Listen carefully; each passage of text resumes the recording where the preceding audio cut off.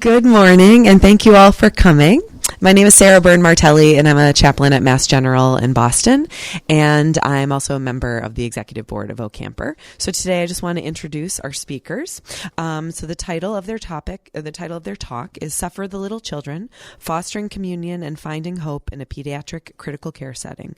So we have Stephanie Storgen, who is a pediatric intensive care physician, Leah Apalodimas, who is a pediatric nurse practitioner in cardiology, and Elizabeth Hawkins, who is a board-certified chaplain, and they are all members of the Annunciation Greek Orthodox Church in Memphis, Tennessee. Thank you so much for being here. Thank you, and thanks everyone for joining us. My name is Elizabeth. We are going to be doing our kind of longer introductions in a minute, but just to introduce the talk, when I was sitting at OCamper last year and they announced the theme for this year, immediately my mind went to how applicable this is for my work setting. Again, I work in pediatrics. I work at Bonheur Children's Hospital in Memphis, Tennessee. At the time, I worked primarily in palliative care. Now I've switched roles a little bit there. But like any good sermon where you're sitting there and you're thinking, this all applies to me. It was such a good conference topic because I think of these issues of violence, isolation, hope, and communion. And in my mind, there is no better workshop or venue to explore these issues than in a pediatric critical care unit. But again, it's because that's where I spend most of my days. So I think probably the day of, I texted my two good friends and colleagues and said, we have to present a workshop to explore these themes. And also selfishly, I've been coming to OCamper on and off for about 10 years, and I don't see a lot representing pediatrics. And usually when I introduce myself as working in pediatric palliative care, I get a lot of sad faces. And my response is always, this is so great. We have so much fun at work. And even among Orthodox colleagues, I would get a lot of, oh, that's so sad. And I'm like, no, especially using the lens of our theology and faith to inform our practice. It makes it so meaningful. And so thankfully, I have my friends and colleagues that I sometimes work closely with, sometimes not as close, physically not as closely with, but we have the joy to sort of debrief, to kind of find each other when times are hard, or to say, this is what I was thinking of. So this workshop is kind of what we do informally all the time. It's sort of how we process issues that we encounter at work through the lens of our faith. And even though, again, this is sort of in the backdrop of a pediatric critical care area, we're hoping that sort of our reflections, our time together will be universal enough to apply whether you work in the adult world, whether you work in medicine, or whether you come more from academic theology, or whether you're a counselor, just kind of a universal application of our faith. And of course, as a nod to our love of Trinitarian theology, unity and diversity, there are three of us representing different perspectives. So, without further ado, my colleague Stephanie. So this slide shows where we work. On the left is Bonheur Children's Hospital. You can see there's a big heart at the top because it is a place that is a pediatric hospital for all children, and we have the privilege of working there. And next to it is our other home, is Annunciation Greek Orthodox Church in Memphis, Tennessee. So we wanted to see where we are. So we first want to talk about the ministry of vocation and how does our faith inform. So all of us are called something. I am called Stephanie, but my baptismal name is Styliani, and my saint is Saint Stylianos, who I saw prominently in the church this morning in the icons that ring around the dome. So Saint Stylianos is a remarkable saint because he's only one of few, in addition to the Theotokos, who was holding a baby. And having that name, I was named after my grandfather, my papu. My brother has the same name. He's in business. But I was called to medicine, and I was called to pediatrics very early. Critical care claimed me, only because, and I say that, even in my clinic as a resident, I had to intubate a patient, put a breathing tube in to assist them in breathing. I would have patients on the floor that would get critically ill, and I felt that this is where I wanted to be in critical care. I've been doing this in Memphis for 32 years, with 5 years prior to that as resident and fellow. So pretty close to 40 years I've been in pediatrics and pediatric critical care. I've probably taken care of over 30,000 children, had the privilege to be involved in their life with their family. And in pediatrics, we always have more than one. Saint Stylianos was he was in a monastery, and when you read his story, it says he shone so brightly that Christ said, "You have to leave." And his passion was for children, and people prayed to him for children. And I am so fortunate to have someone to talk to in my daily work, Saint Stylianos, when things are getting hard. And I can tell you that in our critical care in pediatrics, everybody says to us, "How can you possibly do this work? It must be so sad. It must be so hard." 2% of our patients die. That means 98% of our patients live. But sometimes we have children who suffer for the rest of their life on this earth from the consequences, either from the disease or from, was spoken earlier this morning, from the violence inflicted upon them. And so some of the hardest thing in my career right now is seeing children who I have taken care of for their entire life, who have not developed, who have not been able to grow as their parents had expected them to because of severe brain or physical injury. But I know that when they fall asleep in the Lord, that they will all be healed. And so recently, when I was doing a brain death exam on a young child who had drowned, a neurologic death exam, the family asked me, "How can you do this work?" And without thinking, and this is the first time I think I said this to a family, because it is a gift from God.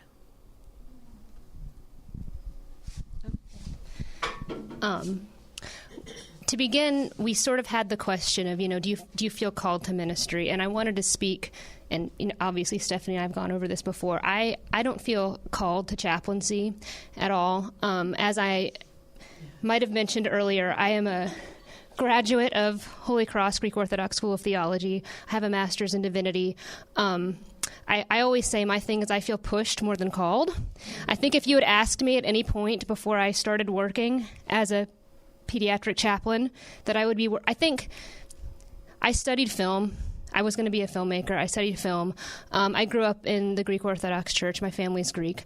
I did Goya. I did the Greek dance. I did the church camps. I've always loved involvement in the church, but growing up, I didn't see women study theology. I didn't see, we have the Sunday school teachers, the women in choir, Philoptikos, but I didn't see women working, so I never thought of this as a profession. I never envisioned myself working professionally in any sort of ministry that I would need a theological training for. And so when I had my quarter-life crisis and decided I want to go to Holy Cross, and it took a lot of courage for me to tell my parents this after I was a film major and I decided the end of my senior year to apply to go to Holy Cross. My mom said, we were waiting for you to tell us this. And I thought I was struggling, like, oh my gosh, my life has been on a certain trajectory these last few years. I've invested so much in this education. And then if you had told me at any point in my training I would end up working in a hospital, I would have said you're crazy. If you would have said you're going to work in pediatrics, I would have said you must go see a neurologist now. There's something wrong with your brain. And if you said I would have worked in palliative care, I would have just probably laughed or something. But all of these things, I think if you had asked me leading up to it, if this is the course my life would take, I would have complete disbelief. But I think God gives us gifts to be prepared for the work that we do, and I can look back at my life and see how I've been prepared. I was joking just yesterday. I say this a lot. I have a terrible memory, but I'm thankful to God for that because I can do my work and remember very little of what I see. I'm very forgetful. As a student, this is hard. As someone in social settings who never remembers names, this is very hard. But as someone working in a hospital, this can be quite wonderful. I feel called more to obviously being a Christian, I tell people, I was baptized as an infant. Again, my family's Greek American. I was baptized as an infant, but I choose to be Orthodox because I love my faith, and it's something I reflect on every day.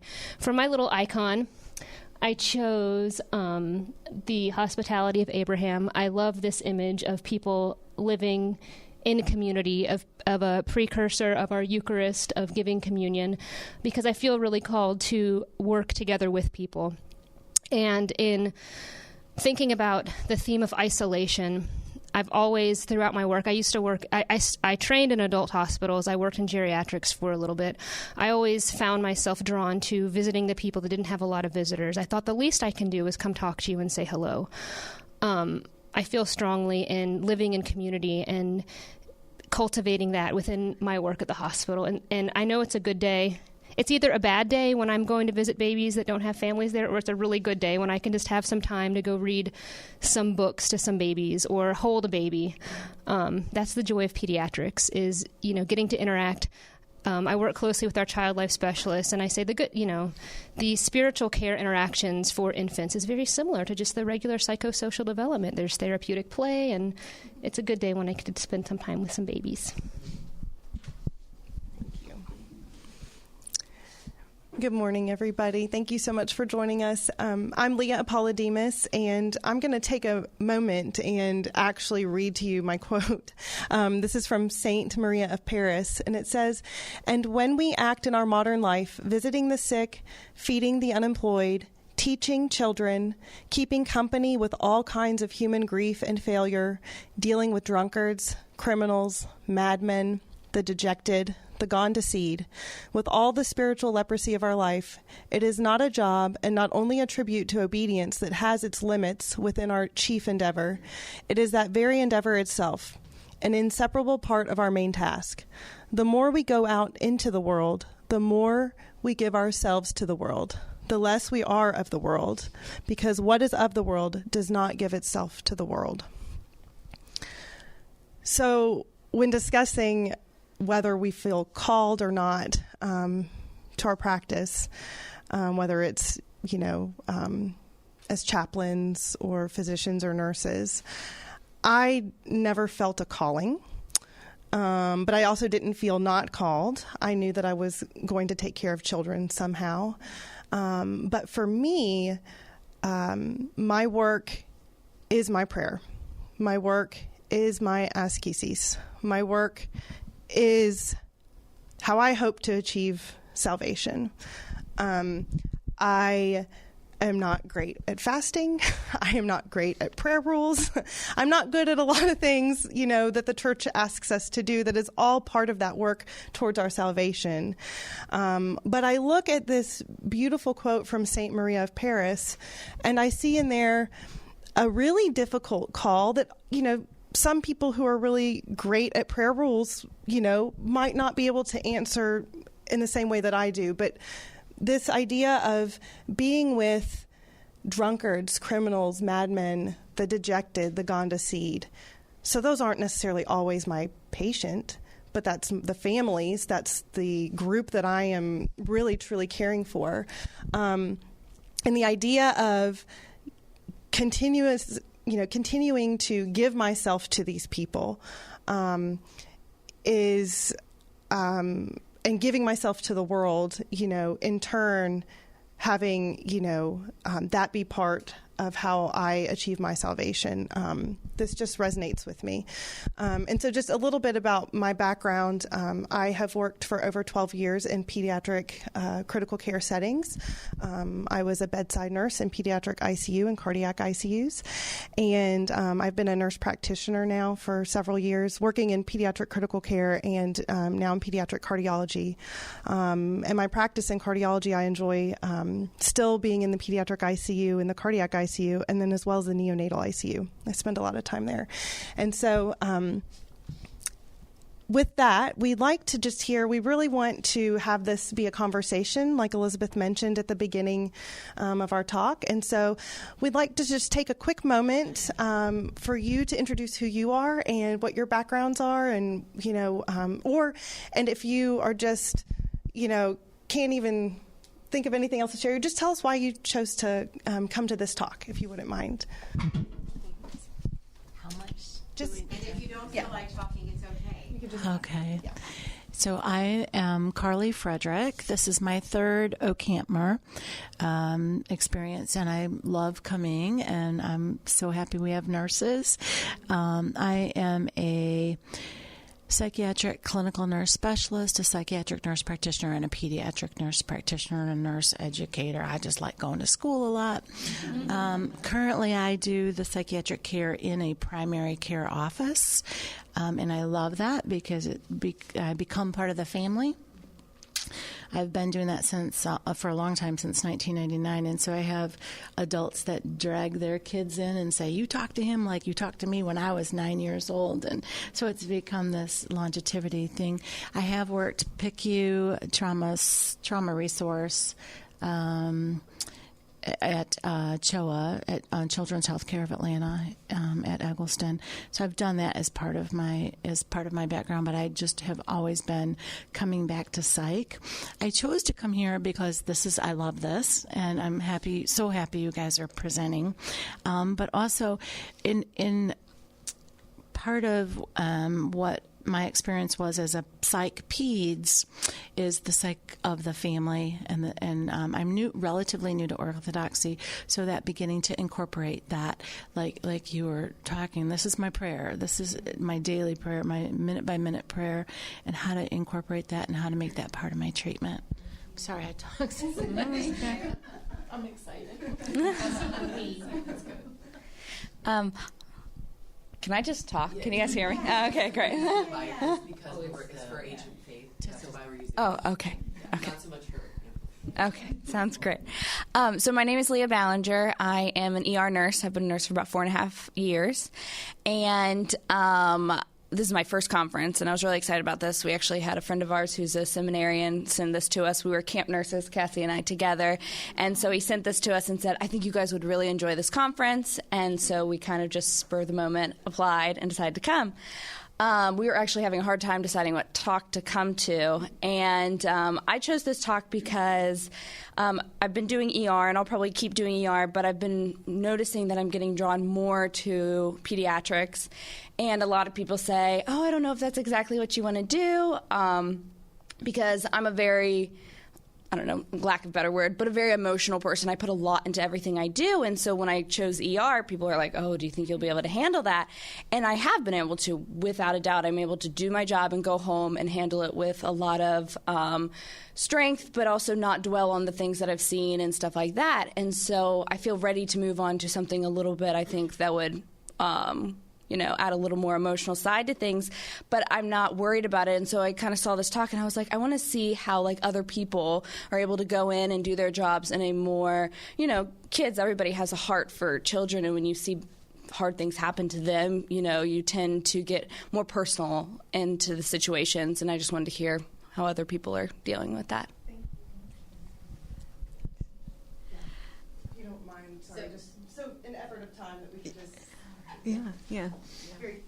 So we're going to go to the next section, and we're going to ask for your comments as we go along. We'll have Q&A at the end. Yeah. So that we can talk. No, No, fine. Did you want to go? Okay. So our next topic that we want to look at is communion. And in this, communion is a common union. And so in medicine, I think in all aspects of medicine, when we learn about taking care of patients, we are told, when you walk in the room, sit down and talk and listen. And I would add to that, and touch and laugh and cry. So I will tell you that in my practice, and sometimes you can't, there's nowhere to sit. And I intentionally take my cell phone out. If it's not silenced, I silence it and I leave it. So that designates that I am now here to listen to you, because listening is so, and hearing. And in critical care, in any medicine setting where it's hard information, it's difficult to talk, it's difficult to tell the bad news to someone. If you sit down and you show someone that respect, you can take that time to show them even your emotions that come with it. Not so long ago, I had the opportunity of being in a room with a family that was really in a crisis. And I took a resident and a student in with me, and I said, this is what we're going to do, and I want you to learn how to do this. And we went in and started talking to the family, talking to the mother, and we never did what we went in the room to do. And my student and the resident were like, we didn't do that. But what we learned after we walked out, what we learned was it's okay to cry in front of the family. Because we were going to, I wanted them to learn how to do a certain procedure, but the mother wasn't ready for that. And so I said, well, let's talk a little bit. And we talked, and she cried, and I had tears, and I held her hand. And then as we walked out, I said, let's pray. And in the South, let's pray is sometimes, as an Orthodox Christian, a little dicey, because how we pray and how others pray are different. But in the room was someone I had not seen in that room before. And I thought, well, maybe this is their pastor. And thanks be to God, he was.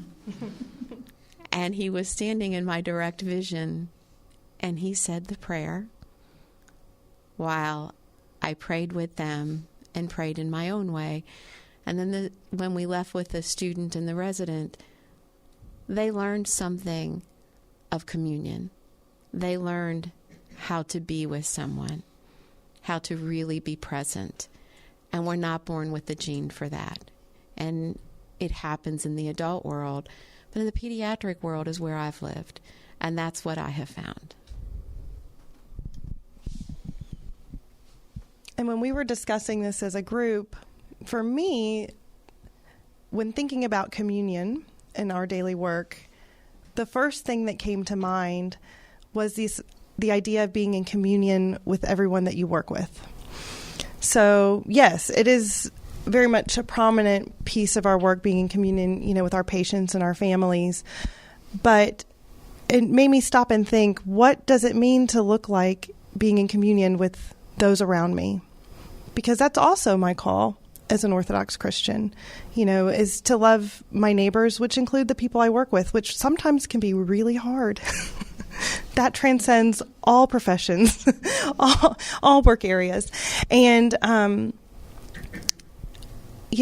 even Stephanie's example that she gave with the resident and the medical student, she was creating that communion within her work environment by bringing them with her. That was work she could have done by herself. I've been in situations in my career where family members have threatened violence, acted violent, not just threatened, had firearms in the hospital.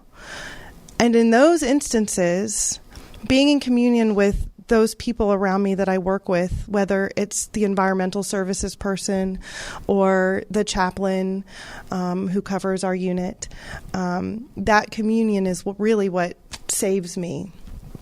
And so I think that when we're asked to do these different programs for team building and, like team steps or Send Delaney and all this stuff, most of us, I think in healthcare especially, can roll our eyes. Oh, we know how to communicate with each other. We know how to do this. Why are you making me to go sit through this thing? But I think it's important to maybe stop for a moment and think, will this help me be more in communion with the people that I work with? There's some value here, so that, they can know me and I can know them, and we can support each other in that way. So we've given some examples of how we see communion in the work that we do. So we'd like to hear from all or any of you as to how are you able to integrate that into your work, and how does our faith show itself in that? Anyone?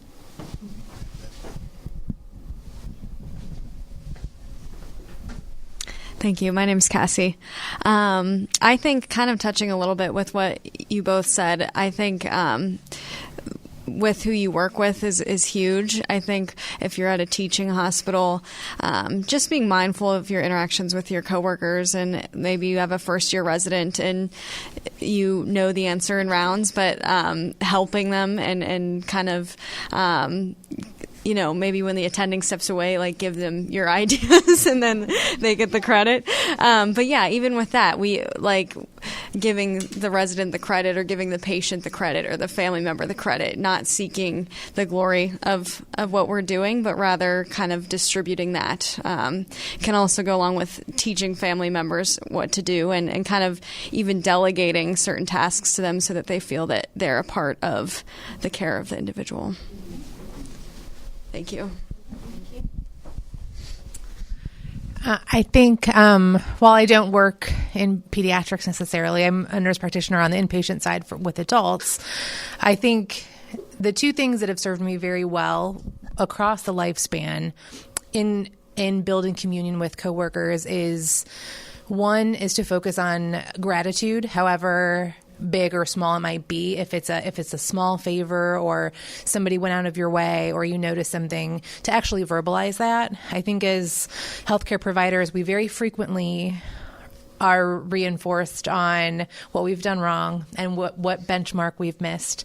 But to focus on even small pieces of things that you're thankful for within your coworkers have served me very well. And building on that, also to remove the words, "that's not my job," from our vocabulary. You, after being a nurse for so many years, I use that with staff for many years, but even now being a nurse practitioner, when there seems to be like a mundane task that, while it's not technically my job, never say that. And it will serve you very well, and I think goes very far from the feedback that I've been given from my coworkers that thank you for doing that. You didn't have to do that, or however small it might be. But I'm sort of just formulating this, but I think, our liturgy and our prayers, like, we don't mince words, right? In our church, like, we name, like in the funerals or memorials or all these things, like we name things like in a kind of brave way. And so I think one thing I do, certainly as a chaplain, but I think we can all do this, like whatever we're in, is to really like to name what's going on and to be honest, and to kind of, if it's what's hard or what's healing or what's hopeful or what's joyful, but to really like give words to what is happening with our coworkers, with our patients. I work at MGH, so everyone's like a little uptight there, and I think, and quite academic and quite boundaried, and, they think I'm some sort of like new age hippie. So, and I'm Orthodox. I mean, it's like I'm the opposite of that.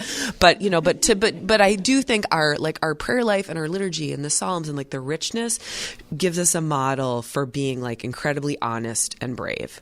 And so I think that creates communion, because it, instead of having these sort of unspoken pains and fears, it's sort of liberating.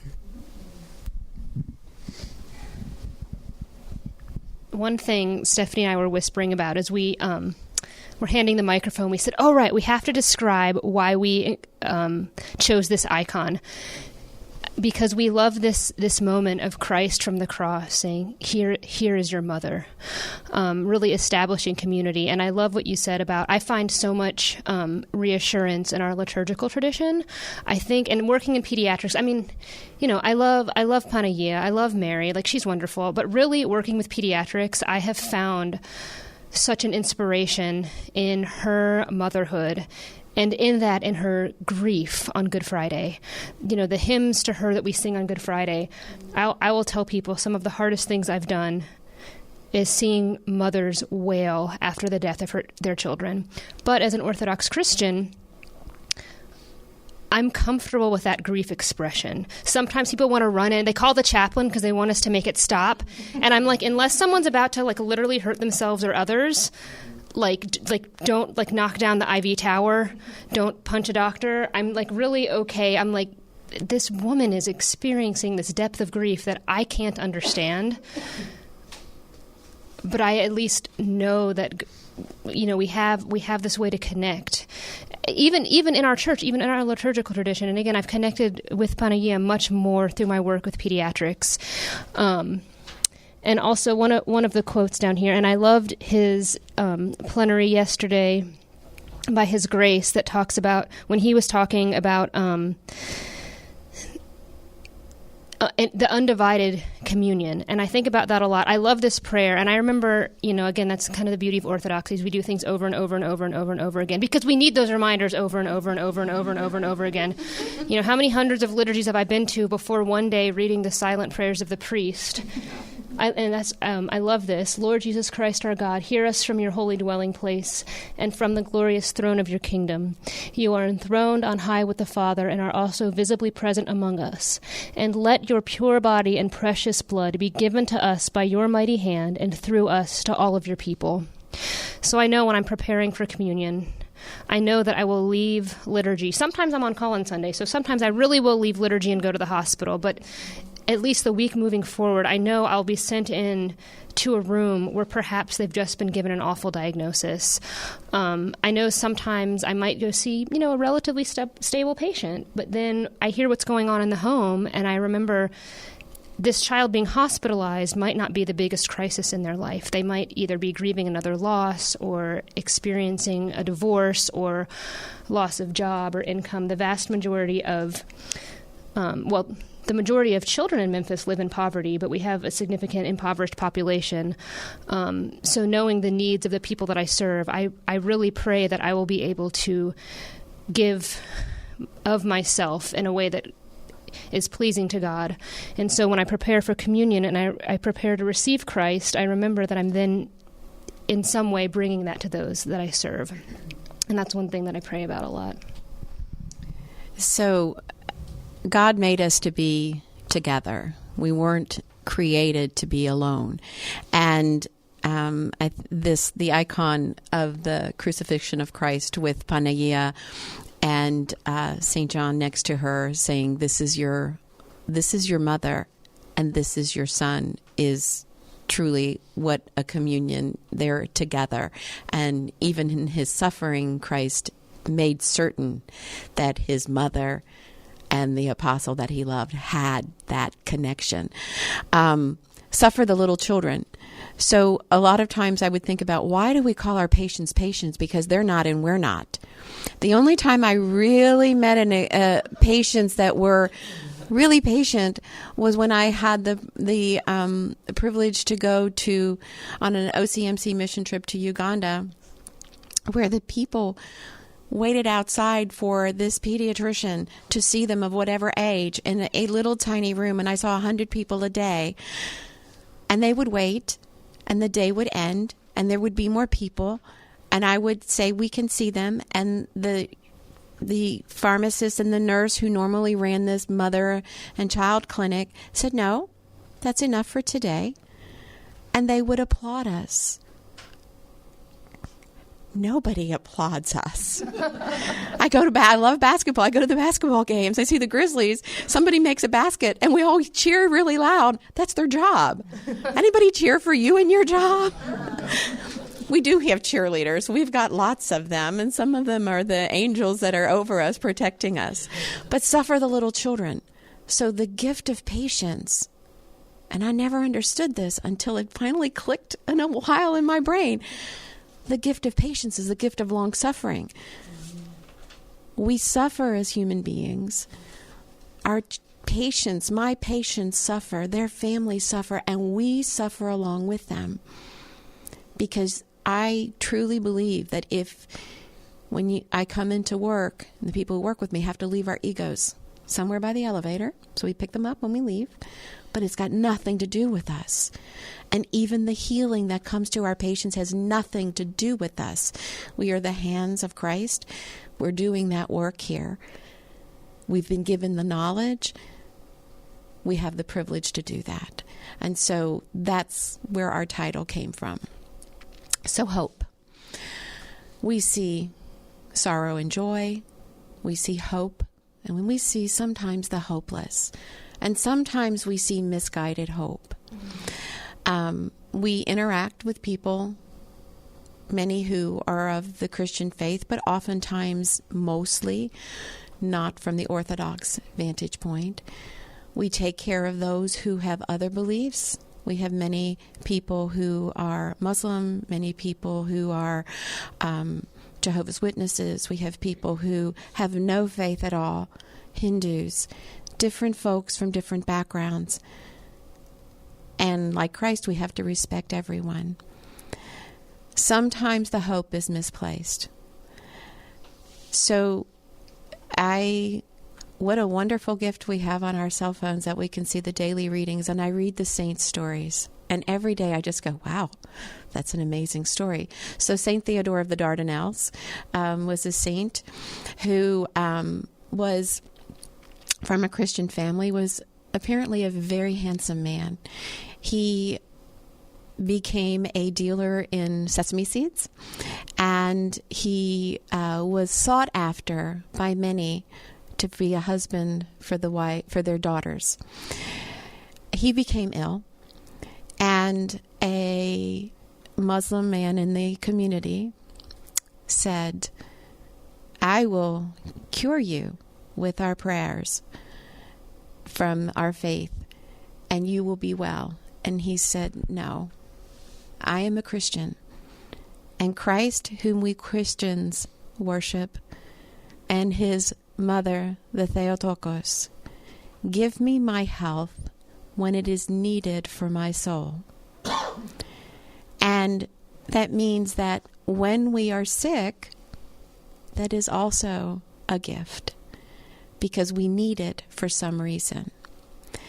And sometimes we see a lot in the ICU, and even more recently, we have glass walls, we have glass windows, people write on them. And rejoice in everything. Rejoice in everything.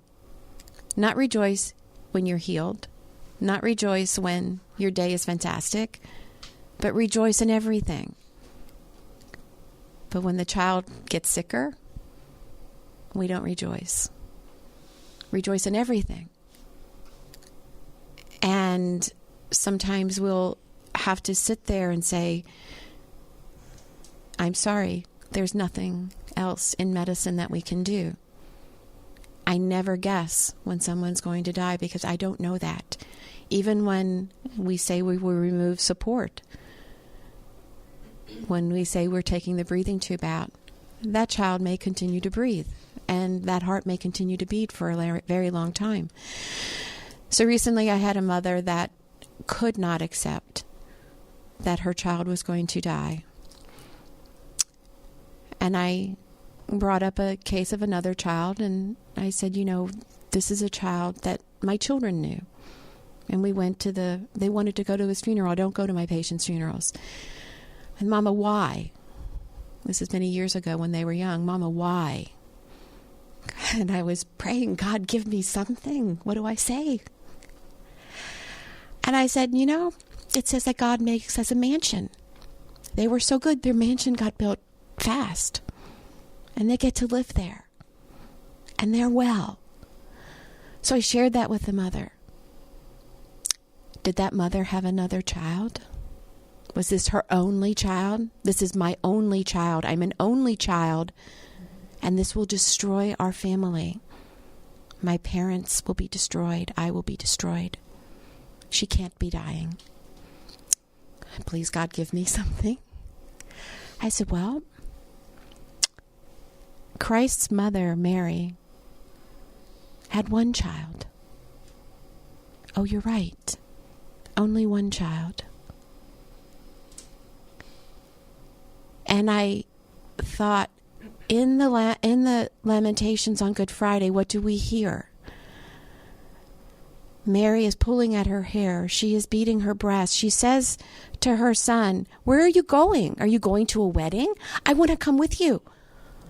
What amazing psychology by the hymnologist in that. The hymn is saying her brain could not grasp that difficult thought of her son dying. So let's go to the wedding. Let's go. We had a good time. Amazing psychology by the ancient hymnographers.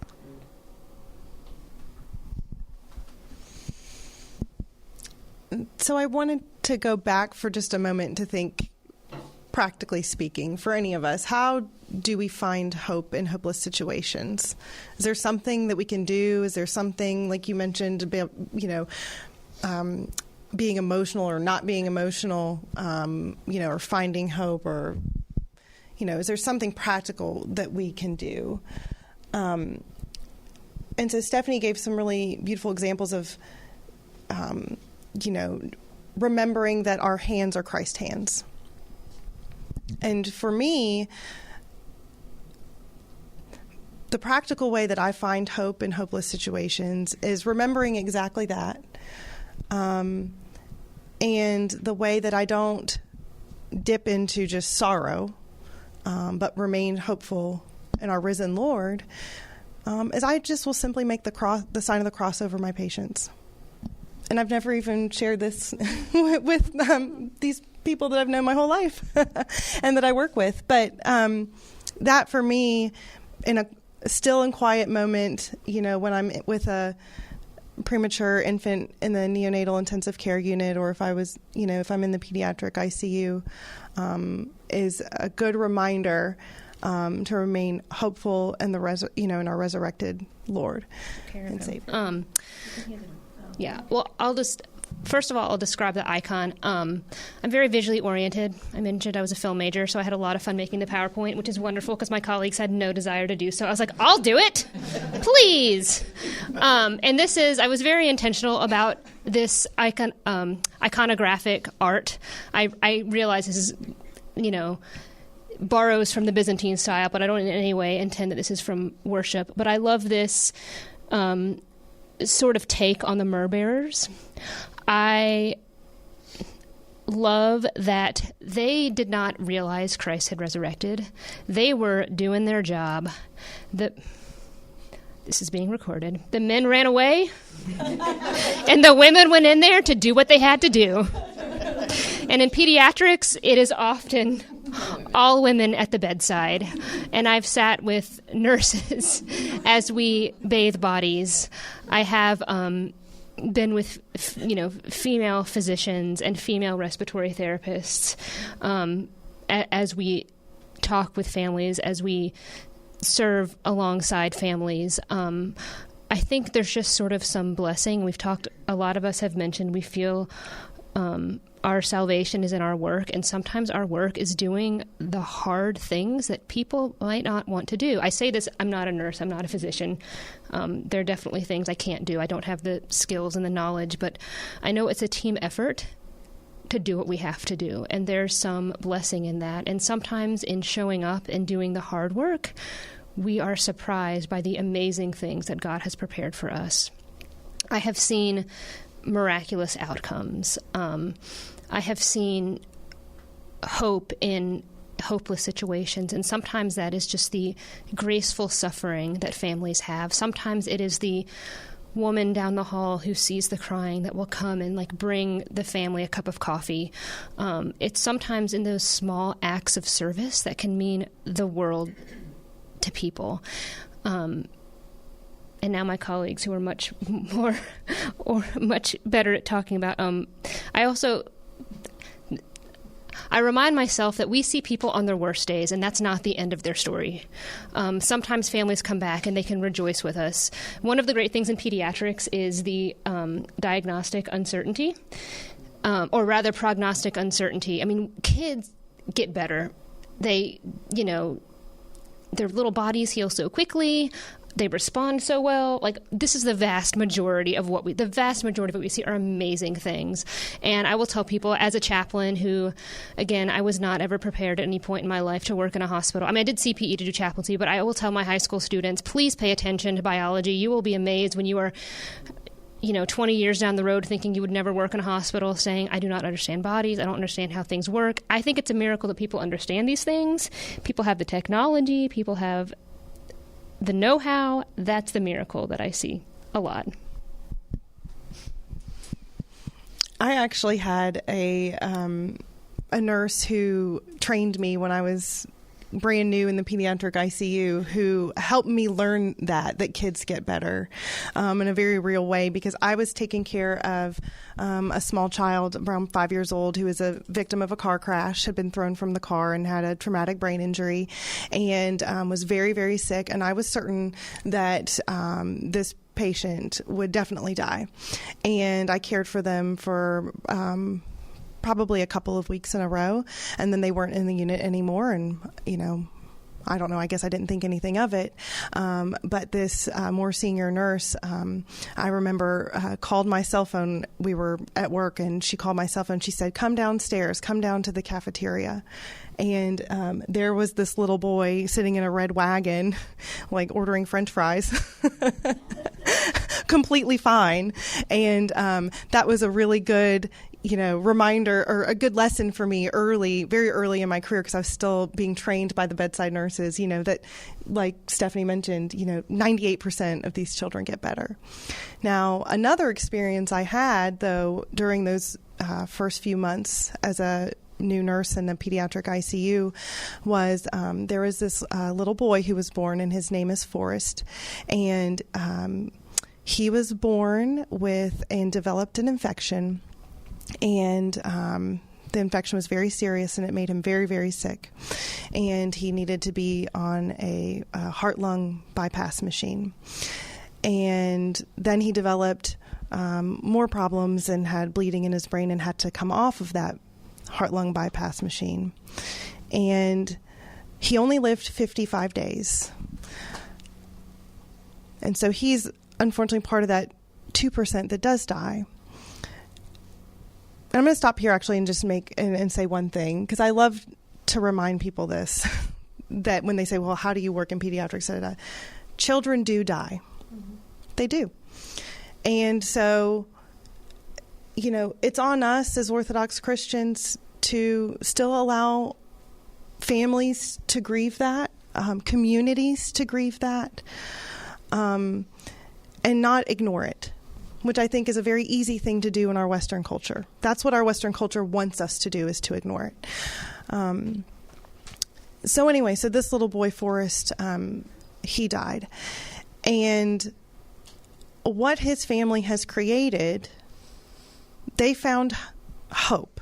Like Elizabeth said, we don't know sometimes what happens afterwards, but this family has created an amazing support for other families of children who are critically or chronically ill. And they started with just making a small basket of, comfort items for families who are in an ICU setting. And they started with just our hospital. And now they've expanded. They're in 5 different hospitals. They cross over the entire state of Tennessee. And they do so many different things. They have mentors. They have mothers who will go and mentor other mothers who have sick children or who have children who have died. They provide Christian-based counseling for families. They have grants that help families with different needs. And what's so amazing, and I feel so incredibly honored, and I feel you probably are this way too, but that now that, I took care of Forrest when he was a newborn and so sick, and now here I am as a nurse practitioner, and I get to write the letter for the grant form, for our families to receive aid. And to me, that is just like this beautiful, circle, where it's, that's hope realized, and the fact that I'm a very small piece of it is, just such an honor. And to this point, this was a young couple. The father was a orthopedic resident. The mother was working in her church. They were very young. And when we told her that there was nothing left to do, she wailed.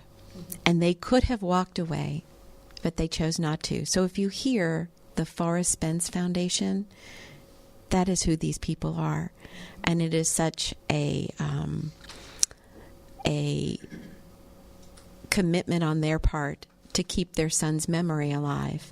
They have 2 other boys and a little girl.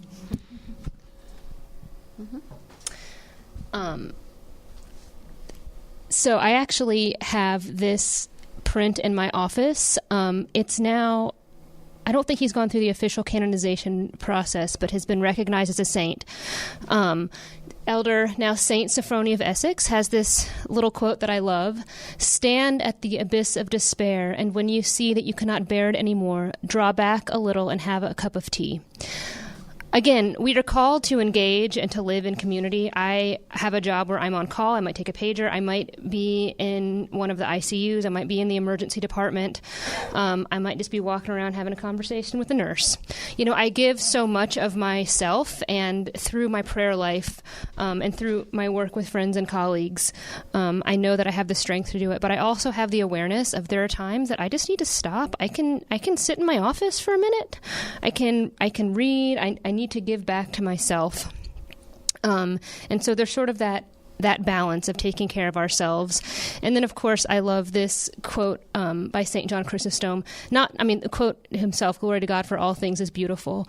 But these were the last words of his life. As we know, St. John Chrysostom, very mighty saint of our church, but his life was not easy. His example, he died in exile. On an island in exile, and yet he said, "Glory to God for all things." So I remind myself, even in difficult times, number one, it's okay to take a little break, have a little snack. Yeah, sometimes call my friends for a cup of coffee, but also glory to God for all things, because sometimes things might not make sense in the moment. They might make sense. Something might make sense later, or if not, I might say, "God, I know your hand is in this, and bless it." So sort of in the vein of self-care, we made some kuluraikia in honor of our dear Saint Theodore with the sesame seeds. So please help yourself. And we have a few minutes if anyone has any questions or feedback. Just pass around, yeah. We do have 3 minutes for questions. And we also know, this is going to be an ongoing conversation. The workshop will end, we still can be people that talk, living in community. Take more than one, they're little. I know. 5, 10. I know. Delicious. Could we introduce the rest of them? That'd be great. Thank you. My name's Cassie. I work in an adult critical care setting in Pittsburgh. Thank you guys for your talk, and I'm just reminded about the family care that we provide, and even when I have adults, sometimes they are still children of somebody, or they're parents of somebody, and the children become the parents, and so it's just really beautiful that we're able to do that. Thank you. Hi, I'm Heidi Isaac. I came to this talk because currently I'm doing a master's in religion, but I hope to go to med school, and ultimately I'd like to work in pediatrics. So, I look forward to seeing you. I'm Helena Warren. I'm a family physician. I'm on the executive board at Ocamper. So as a family doc, of course, we're cradle to grave, almost literally. And the topic interested me, and I'm really struck by this concept of my work as my prayer, because I've been thinking about that and feeling that a lot lately. So thank you for kind of reinforcing that. My name is Sue. I'm a nurse practitioner in Colorado. I'm getting to the end of my career, and I have families that I have seen for 4 generations. And so I've been really blessed to know these people in depth, and you can see how they've taught their children over and over again through the generations, and how those things really are so important to take the time to listen. So that's the one thing I've learned in all of my years is listen more and talk less. I'm Stacy. I'm, like I said, an adult nurse practitioner on the inpatient medicine team.